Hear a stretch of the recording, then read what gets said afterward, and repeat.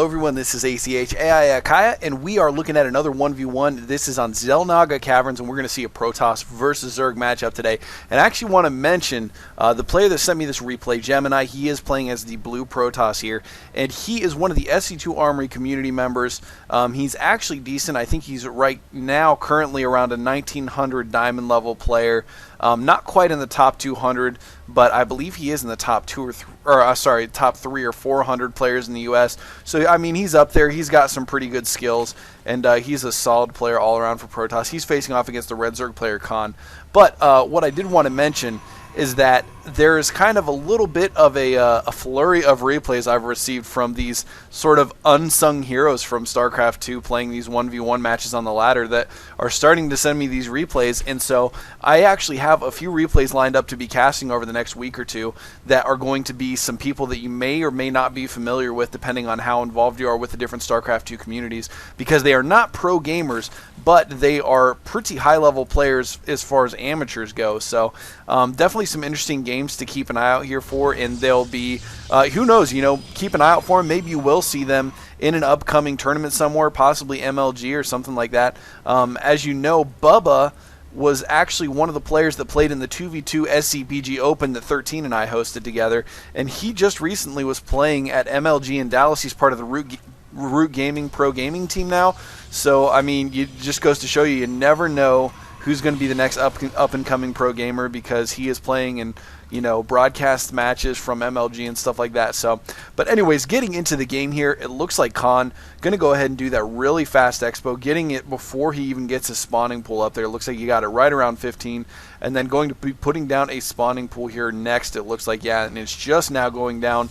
Meanwhile, the first gateway back in Gemini's base finishing right now, and he does not yet have up a cyber core. He does have his gas going already though, so possibly going to be trying to get some early tech, and it looks like this drone doing a really good job of harassing and just preventing that cyber core from going down when he wants it to. And it looks like Gemini finally manages to squeeze it in there, but that drone did a really good job of delaying that. It looked like about 5 or 6 seconds maybe. So definitely every little bit of an edge that you can get in this game helps. So, and it looks like he's going to keep this drone around for just a little bit longer, try to get some more intel, and possibly even going to be stealing the gas. No, Gemini manages to get an assimilator up there just in time, and there's one zealot coming out right now, going to try to take down that drone. Of course, if the drone's controlled properly, he should be able to keep that alive. And there are overlords being positioned to scout.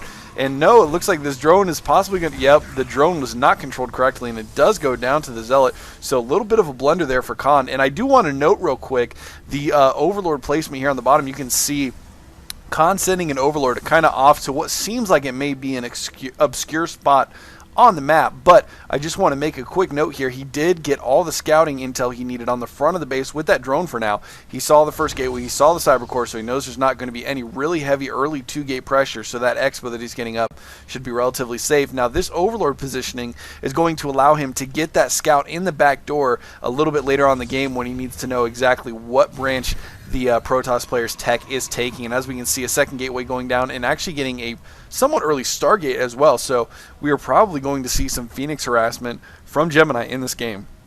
And here comes a couple of Zerglings, going to try to get up here, get a little bit more intel on it. He sees the second gateway going down and just going to back up. And that's another thing too. If you're a Zerg player trying to get better, Zerg is a very reactionary race. Getting a couple of Zerglings that you can just take up to the front of their base and just poke in the front, not do any attacking necessarily, just get up there, get vision of what units and what buildings they have right in front of this ramp, and that actually gives you a surprisingly large amount of intel a lot of times, so that can actually help you prepare for any oncoming attacks.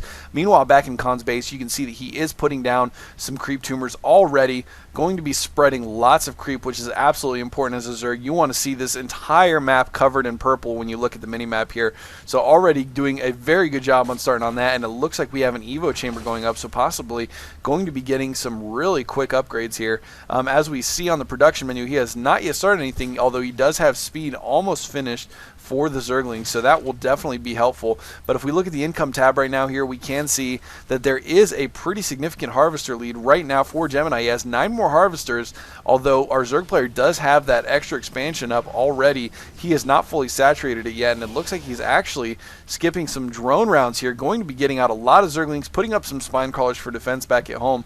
So I'm not sure exactly why he's opted to go for so many speedlings with how well blocked off that front entrance is. And here's the first Phoenix having to run away from that one queen, and there is another queen, although it looks like it's moving out to the main for some reason.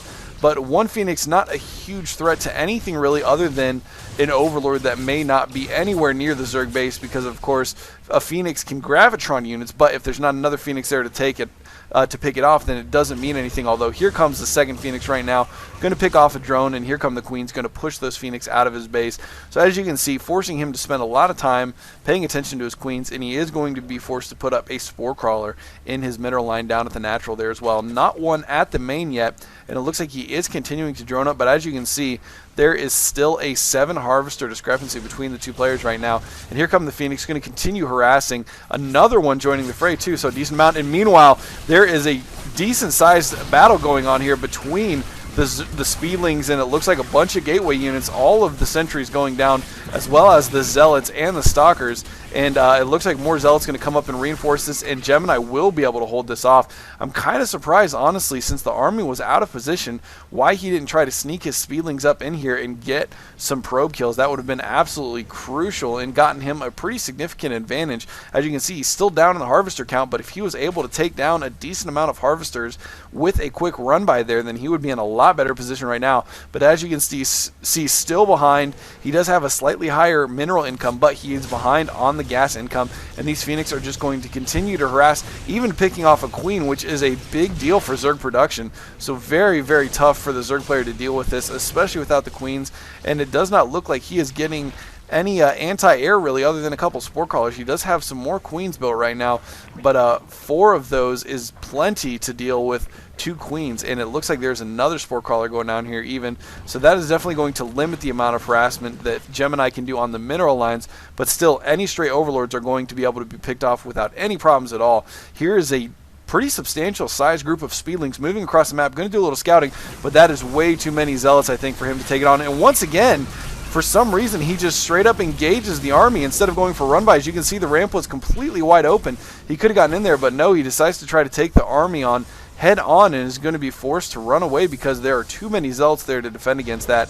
And it looks like the Phoenix going to return back to home while Gemini tries to get up some more of his tech. Not currently building any more Phoenix. He apparently is satisfied with the amount that he has right now. He has had the same 4 Phoenix this whole time, and looking at him, it looks like these two got 1 kill, 1 kill, 1 kill. So only 3 kills between the 4 Phoenix. I really think that Gemini could be doing more damage with those, since it seems like there are some stray Overlords, as you can see here, just kind of along the outskirts of the Zerg base. And he may not be able to necessarily do a huge amount of damage to the mineral line, but picking off these Overlords here and there, just looking at the 3 that are kind of out in the middle of nowhere, that is 300 minerals worth of Overlords, and it also is 24 supply, which is pretty significant. If you force the Zerg player to use up his precious larva to rebuild those Overlords rather than getting drones or units to help hold off or stage some sort of attack, then that is an absolutely crucial move. And it looks like he is going to move over here. 1 Overlord going down easily. We'll see if he comes down here and grabs another Overlord right now. It doesn't look like he is actually paying a whole lot of attention to him, and Khan going to manage to see that and move that Overlord back. It looks like it might actually be able to get back to the safety of the creep where the queens can actually get out there to defend it if need be. Meanwhile, Khan has switched into a little bit of a roach tech here, going to be building a pretty good amount of roaches and actually investing in the roach speed upgrade. And something kind of strange here, I did not notice this, but apparently he has 2 roach warrens, which I'm guessing that was a little bit of a blunder, because typically you don't want 2 roach warrens. I have never seen anything quite like that before.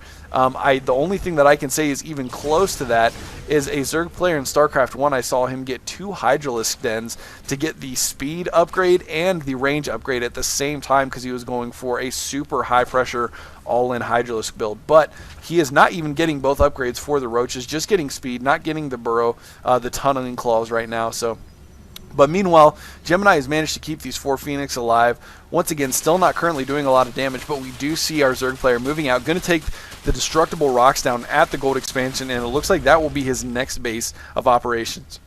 He has not yet taken down the rocks to get to the low ground yet, which is something to note, because getting that base after taking the gold, if you can secure the gold expansion, getting this base feels very, very comfortable because you have a lot around it, and of course your creep is starting to spread all across the map at this point. If you look at the mini-map, you can just see there's creep tumors everywhere, giving him a lot of vision and giving him a ton of additional movement speed, and it looks like Gemini is going to spot this next base at the gold right away. Meanwhile, he is taking down the destructible rocks to get down to the next base on the low ground, so he is also preparing to take his third expansion.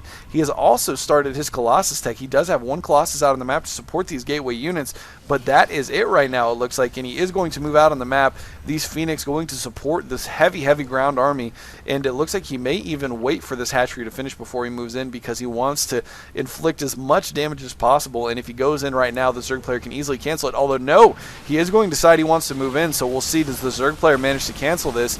He does cancel in time, so saving those resources. A little bit of an early attack there by Gemini, allowing his Zerg opponent to actually take that, and no, he gets the Colossus focused down immediately, and these roaches are getting in pretty good position here despite a lot of force fields. The force field's not the best placement right now, so it looks like he is going to